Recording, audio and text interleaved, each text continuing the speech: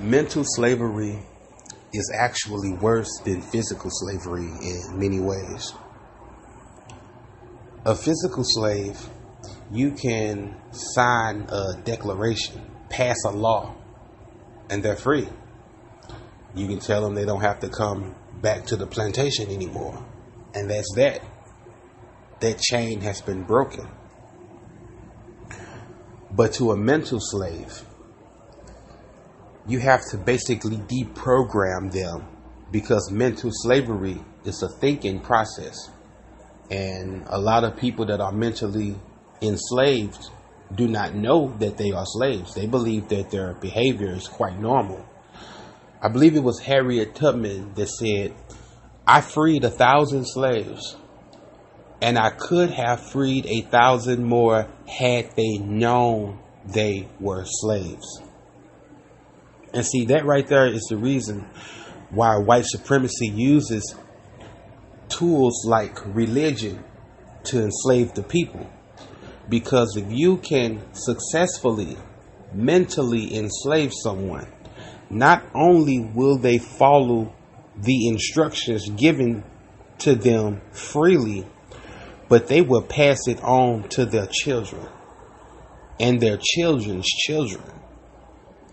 And that is the reason why when I'm on social media, everybody know my social media sites are quite controversial. When someone tries to debate with me that's religious, like Christianity, I always ask them a series of questions before I engage with them. I would ask them, how do you know that Jesus is real? Has Jesus ever spoken to you directly? What did Jesus say to you? What did Jesus sound like? Did he identify himself to you the same way he did on every occasion in the Bible when he spoke to someone? I ask those questions because I want to know what kind of mind I'm dealing with before I go any further. Now, there's a group that's going to answer that question and say, well, Jesus spoke to me through miracles, through signs, through wonders. And I had a personal experience in my life, and that's how I know that Jesus is real, because of a personal experience I had. Could have been anything. I was having a heart attack, and somehow I miraculously, revived from it or whatnot. Now, who are we to tell people that they haven't had personal experiences when I've had personal experiences? When I was a Christian, I was shot in the shoulder. Bullet was like 2 inches from my spine, so close the doctors couldn't remove it. Had that bullet touched my spine, I'd been paralyzed from the neck down. I got shot in the face. Bullet came in my jaw and left out my neck or whatnot. And when those incidents happened to me, you couldn't tell me Jesus wasn't real, because I prayed that night when I got shot, and I was able to revive myself or whatnot. Now, we don't know that's a script. That's a script that's given to us and told to us by religious teachers and religious leaders, because miracles happen whether you believe in any religious doctrine or not. And I always explain it to people when I'm talking to them, what about the people that believe in other deities, and they can say that they experienced the same miracles that you experienced in your lifetime? If you want to use your personal experience as validation that your deity is real, then you have to use the experiences of others that their deity is real. And then if that's the case, what makes your deity better than theirs if you guys both have the same concept? And a lot of people, I've even heard them try to hold on to their religious beliefs in Christianity and say things like, well, the devil is giving out blessings too. Well, why is the devil instructing that person to live right just the way you do? Both of you guys live righteous lives. It's just that you call on different deities. So the devil is supposedly evil mission is to kill, steal, and destroy. So why would he be telling somebody to live right, obey his mother, be a good husband, be a good wife, and all of these things if his intentions is to have that person destroy themselves? That doesn't make logical sense. And that way of thinking is dangerous because that gives people the ability to cherry pick events in their lives. Anything good happens, I can say Jesus did it for me. Something bad happened, I can say that it was the devil. Having an imaginary friend and having an imaginary enemy.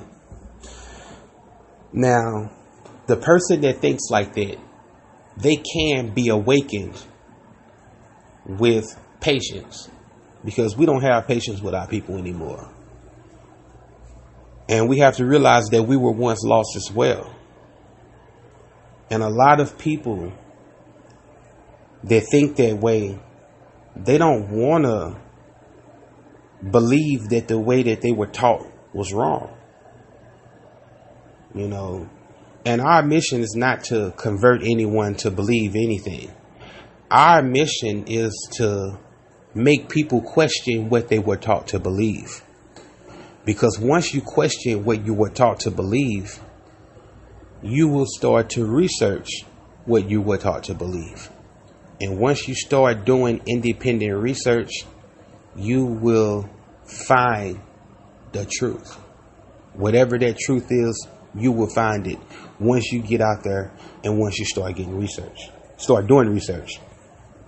Now, you'll have another group that will say, yeah, Jesus spoke to me every day. I was driving in my car and Jesus told me to get off the highway, get off on this exit because there was a traffic jam up a little higher up. Really? Jesus told you to get off the highway, get off on the exit because there's a traffic jam up the street or up the road. But he couldn't tell your ancestors not to get on the boat because it was a trap. That doesn't make logical sense. And let's just be real. Majority of the people that say they heard the voice of Jesus are flat out lying. Some people are so brainwashed and wrapped in the mental slavery, they will lie to protect their beliefs. But then again, who are we to tell people that they didn't hear voices in their head? People like Charles Manson, people like Jim Jones, people like Marshall Applewhite, all say they heard voices as well. And we classify them as being crazy. And if you read the Old Testament, the instructions that their deity was given was very evil. Could you imagine the instructions that allegedly God was giving Joshua, giving men those instructions today? Could you imagine our commander-in-chief getting on television and saying, hey, God told me to send our troops to this foreign land and bum the crap out of them and take their resources because they do not worship him?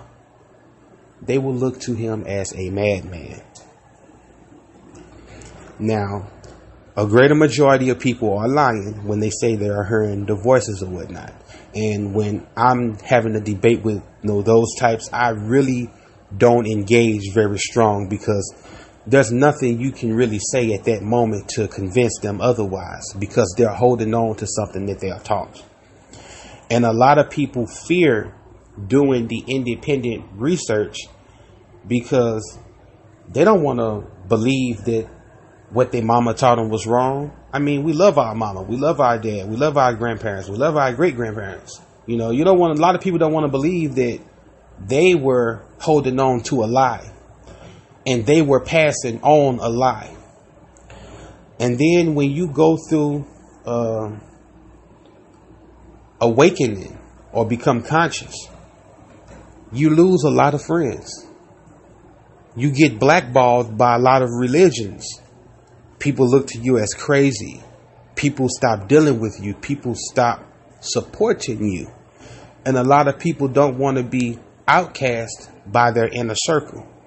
So a lot of them are hold on to the belief system or whatever it is that they believe. But like I said, if you do the independent research, you'll find the truth yourself. A lot of people hold on to their religions. I know preachers that have been preaching for 20 and 30 plus years that have just confessed to me, man, I've never heard a voice from my deity. And I always say, how do you know it's real? Because they were taught from a little child that it was real. And a lot of people that sit in church, they don't even research the things that they hear. A lot of them don't even go in the Bible and research what the pastor said. The pastor could have quoted something that wasn't even in the Bible. He could have added his own to it. And a lot of people won't know it because they do not want to question it. But I challenge everybody to just do the research on whatever belief system you believe in. It always sounds good when you're in a house with a bunch of other believers. It's going to sound extremely good. It's going to sound true. But when you take whatever belief system outside of that house of faith or house of belief, and when you hold it up to logic, it's like holding a counterfeit $100 bill up to the light. You're going to see that it's a fraud. That is the reason why we challenge everybody to research.